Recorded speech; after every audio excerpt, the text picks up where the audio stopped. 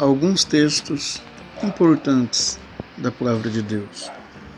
Está escrito na Bíblia, em Colossenses 4, versículo 6, a vossa palavra seja sempre com graça, temperada com sal, para saberdes como deveis responder a cada um. O que isto significa?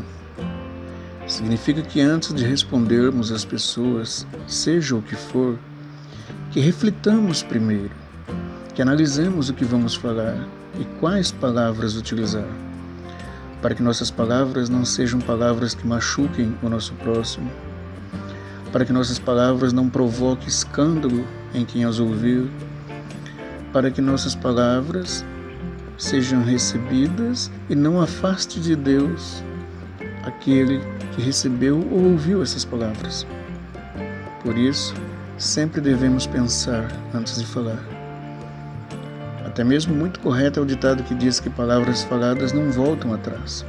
Sejamos, pois, ponderados ao falar. A Bíblia diz em Tiago 1,19: sabeis isto, meus amados irmãos, todo homem seja pronto para ouvir, tardio para falar e tardio para se irar. E aqui temos mais um conselho. Ouvir, esteja pronto para ouvir. Agora, pense antes de falar e seja tardio em irar. Não vá irando-se, não vá ficando nervoso com qualquer coisa. Dependendo da situação, seja esperto. Sai, vá embora. Para que irar-se de qualquer forma? Para que irar-se tão rapidamente? O apóstolo dá o conselho: seja tardio em irar-se. Às vezes a pessoa cai numa situação e imediatamente ele está nervoso, e ao irar-se começa uma sequência de pecado, porque vem pensamentos que não deveriam, vem palavras que não deveriam e de repente vem ações que não deveriam. Então o conselho vem: seja pronto para ouvir, tardio em falar, ou seja, não fica falando abobrinha, falando de qualquer jeito, falando sem ter certeza, e tardio em irar-se. A palavra de Deus ainda traz algumas advertências. Não vos enganeis, as más conversações corrompem os bons costumes. 1 Coríntios 15, 33. O apóstolo Paulo aqui, ele quer dizer que devemos ter cuidado com o que ouvimos. Assim como alguns da igreja de Corinto poderiam estar dando ouvidos para aquelas pessoas que afirmavam que a ressurreição não existia, hoje em dia muitos de nós podemos estar dando ouvido às pessoas erradas. Por isso que ele diz que não vos enganei, que as más conversações corrompem os bons costumes. Então precisamos analisar o que ouvimos, no meio do que estamos, que assunto é, se o assunto é mau ou se o assunto é bom, comparado com o que você crê, com o que a palavra de Deus diz. O que você tem ouvido ultimamente? Pense e reflita sobre isso. Evita igualmente os falatórios inúteis e profanos, pois os que deles usam passarão a impiedade ainda maior.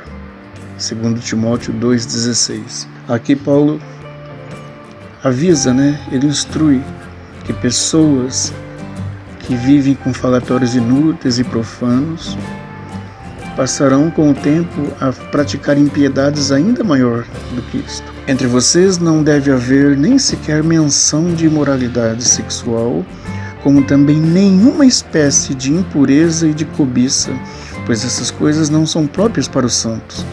Não haja obscenidade, nem conversas tolas, nem gracejos imorais, que são inconvenientes, mas, ao invés disso, ações de graças.